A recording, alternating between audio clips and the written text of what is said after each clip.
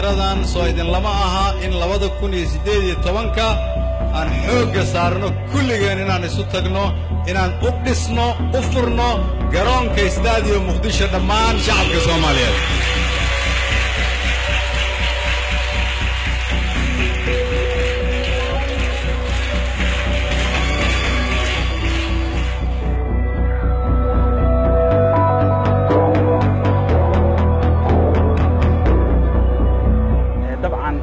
Soomaalidu waxay u dhigan tahay